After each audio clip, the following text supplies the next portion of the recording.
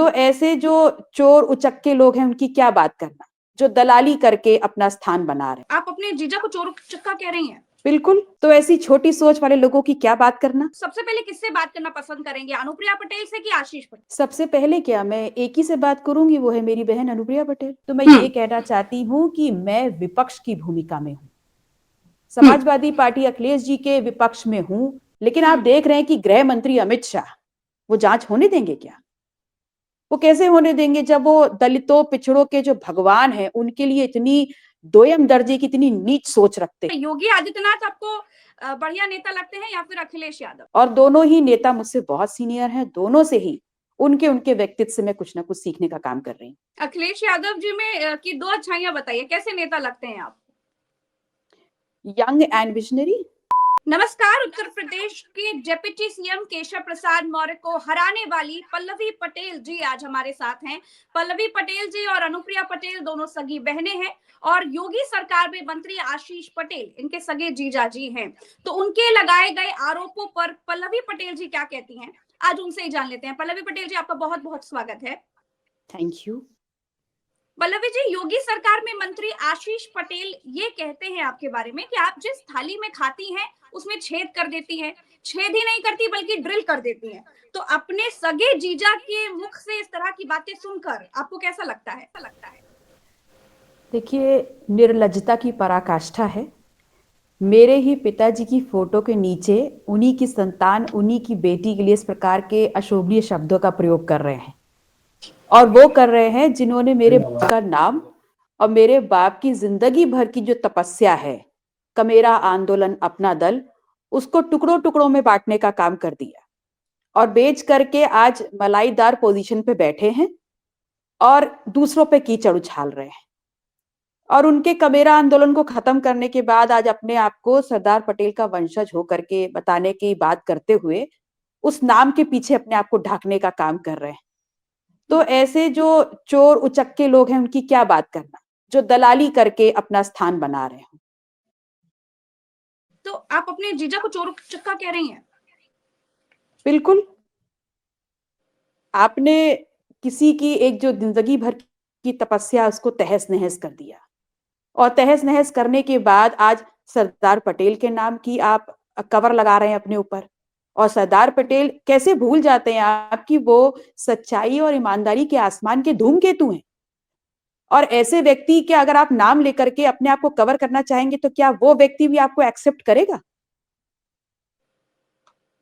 अच्छा पल्लवी जी, ऐसा क्यों रहा है कि आपको आशीष पटेल आपके जीजा धरना मास्टर कहते हैं?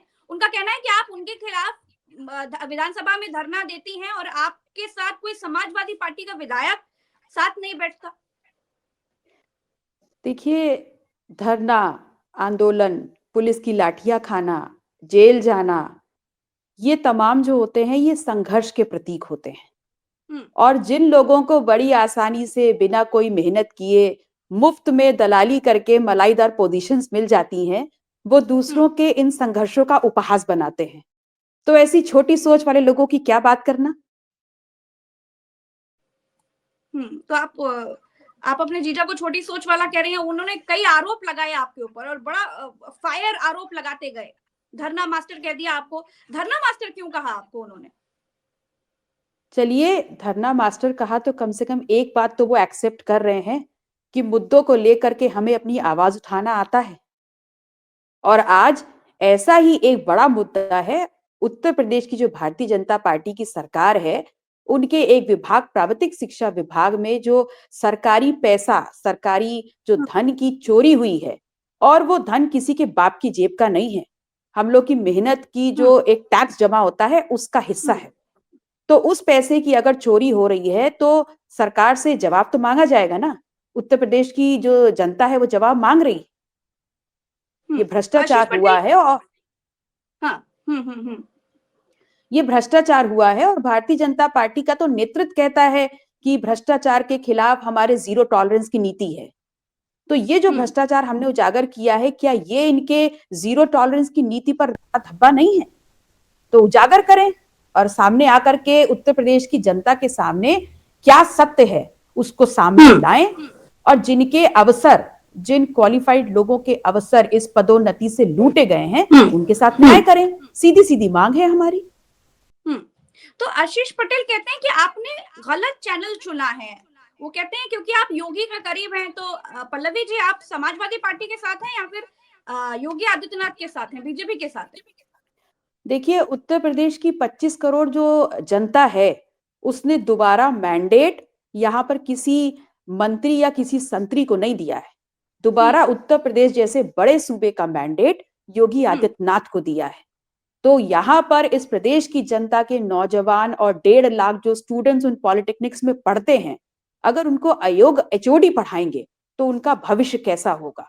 तो वो अपने भविष्य के लिए न्याय चाहते हैं, जिनको वोट की सत्ता दी है उन्होंने। और रही बात मैं बीजेपी के करीब हूं कि मैं समाजवादी पार्टी के करीब हूं, तो मैं ये कहना चाहती हूं कि मैं विपक्ष की भूमिका में हूं। समाजवादी पार्टी अखिलेश जी के विपक्ष में हूं और वहां पर खड़े होकर के मेरी जो एक प्रतिबद्धता है कि मैं विपक्ष के हर मुद्दे को, जहां मेरे तो फिर इस आपके उत्तर धरने में प्रदेश की, आपके साथ विपक्ष में समाजवादी पार्टी है उत्तर प्रदेश में, तो फिर ऐसा क्यों है कि आपके आपके धरने में आपके साथ समाजवादी पार्टी का कोई विधायक क्यों नहीं रहा? ये बड़ा सवाल है, देखिए, इसलिए ये डेफिनेटली एक बड़ा सवाल है और मुझे लगता है कि इस सवाल का जवाब बहुत बेहतर तरीके से जो है समाजवादी पार्टी के लोग ही दे सकते हैं। लेकिन मैं ये जानती हूँ कि विपक्ष में हम खड़े हैं, तो विपक्ष में जो मेरी भूमिका है उसको 100% रूप से मैं निभाने का कार्य कर रही हूँ। अच्छा, जब आप विधानसभा में बैठती हैं तो सपा विधायकों के पीछे बैठती हैं, सपा विधायक सब बात करते हैं आपसे? हाँ, हाँ, बिल्कुल मित्रवत संबंध है मेरे सबसे। अच्छा, योगी आदित्यनाथ आपको बढ़िया नेता लगते हैं या फिर अखिलेश यादव? हर एक नेता का अपना एक करिश्मा होता है, अपना एक ग्लैमर होता है और अपनी एक सोच होती है। इस उत्तर प्रदेश के सूबे के मुख्यमंत्री के नाते मैं माननीय योगीनाथ जी का भी बहुत आदर करती हूँ और विपक्ष में अपनी महत्वपूर्ण भूमिका निभाने वाले पूर्व मुख्यमंत्री माननीय अखिलेश यादव जी का भी सम्मान करती हूँ। और दोनों ही नेता मुझसे बहुत सीनियर हैं, दोनों से ही उनके उनके व्यक्तित्व से मैं कुछ ना कुछ सीखने का काम कर रही हूँ। अखिलेश यादव जी में की दो अच्छाइयां बताइए, कैसे नेता लगते हैं आप? Young and visionary. हम्म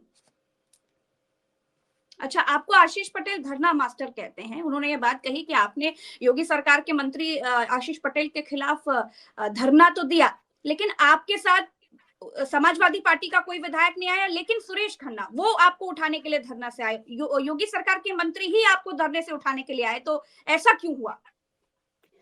देखिए, मैं धरना दे रही थी और मेरा सवाल जो था और न्याय की गुहार योगी सरकार से थी और इस सूबे के मुख्यमंत्री से थी।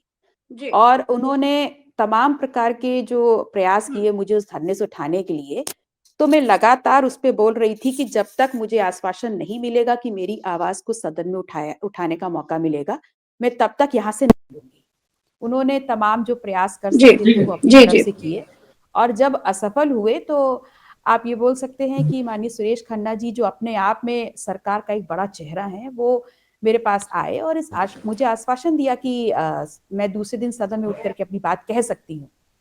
लेकिन भारतीय जनता पार्टी का अपना एक चाल चरित्र चेहरा है, वो कहते कुछ है करते कुछ है और दूसरे दिन जो हुआ वो आप सबने देखा। जी। अच्छा, अनुप्रिया पटेल जी आपकी बहन है, अगर बात करने का मौका मिले आशीष पटेल जी और अनुप्रिया पटेल में से किसी एक से, तो फिर आप सबसे पहले किससे बात करना पसंद करेंगे, अनुप्रिया पटेल से कि आशीष पटेल से? सबसे पहले क्या, मैं एक ही से बात करूंगी, वो है मेरी बहन अनुप्रिया पटेल। हम्म तो आपको आशीष पटेल कुछ खास पसंद नहीं है, ऐसा ऐसा क्यों है? नहीं नहीं, बात पसंद और नापसंद की नहीं है। आपने बोला इन दोनों में से किसको आप प्रेफरेंस देंगी, तो अच्छा। मैंने अपनी प्रेफरेंस बताई।